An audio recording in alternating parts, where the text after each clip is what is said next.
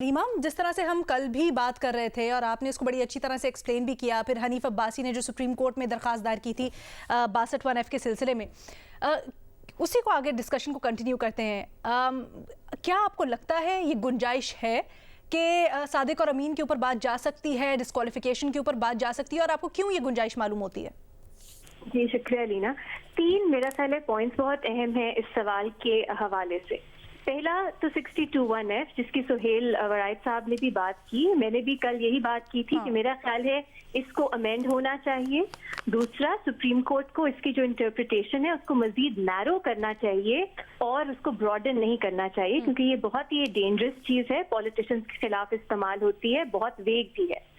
दूसरी बात ये है कि एक मिसकंसेप्शन है कि 62(1)(f) का केस बनता ही नहीं है, या तो फिर सुप्रीम कोर्ट ने कह दिया है कि 62(1)(f) का केस नहीं बनता। ऐसा नहीं है। जब हनीफ अब्बासी साहब सुप्रीम कोर्ट गए पिटिशन लेके, उनकी एक प्रेयर ये थी कि इमरान खान साहब को 62(1)(f) के तहत डिस्क्वालीफाई किया जाए। सुप्रीम कोर्ट ने ये नहीं कहा या हतमी फैसला नहीं दिया कि इमरान खान साहब डिस्क्वालीफाई नहीं हो सकते। या तो होता ना, सुप्रीम कोर्ट कह देता कि 62(1)(f) का तो केस ही नहीं बनता। उन्होंने ये नहीं कहा। उन्होंने कहा पहले इलेक्शन कमीशन ये मामला जाएगा, इलेक्शन कमीशन इसको देखेगा, प्रूफ जो है, एविडेंस है, सामने आएगा, कोई फैसला होगा, फिर हम 62(1)(f) के इशू को भी देख सकते हैं। तो सुप्रीम कोर्ट ने इस मामले को खुला रखा। तीसरी अहम बात कि 62(1)(f) इतना ब्रॉड है कि सादिक और अमीन होना चाहिए आपके पार्लियामेंटेरियंस को। इसको सुप्रीम कोर्ट ने इंटरप्रेट किस तरह किया है? 2 टेस्ट हैं जो जजमेंट्स अगर आप देखें तो सामने आते हैं। पहला ये कि जो बेनिफिशियरी कोई होना चाहिए, जिसने मिस डिक्लेरेशन की है, उसको कोई बेनिफिट हासिल होना चाहिए। जरूरी नहीं है कि आपने बदनीयती की है, लेकिन आपको अपनी मिस डिक्लेरेशन के तहत कोई बेनिफिट अक्रू होना चाहिए। क्या इमरान खान साहब को अगर मिस डिक्लेरेशन प्रूव होती है कोई बेनिफिट मिला? ऑफ कोर्स मिला, और फंडिंग के मामले में बेनिफिट मिला। दूसरा, सुप्रीम कोर्ट ने टेस्ट ये दिया कि क्या ये पहली बार है कि वो जो फर्द है या शख्स है वो इलेक्शन में हिस्सा ले रहा है।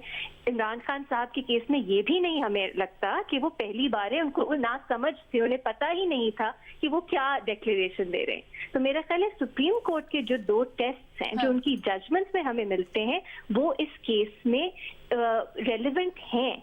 और अगर इलेक्शन कमीशन आगे इस पे कुछ फैसला करता है, मजीद मालूमात की हमें जरूरत है, एविडेंस की जरूरत है।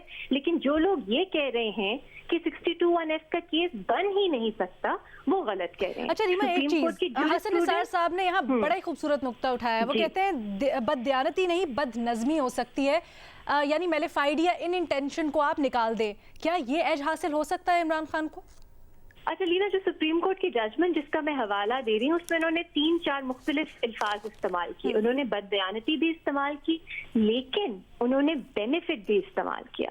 तो मेरा ख्याल है ऑफ कोर्स अब सुप्रीम कोर्ट इसको इंटरप्रेट करेगी, और ये मुझे अफसोस के साथ कहना पड़ रहा है कि सुप्रीम कोर्ट की जूरिस्प्रूडेंस 62(1)(f) पे बहुत इनकंसिस्टेंट है।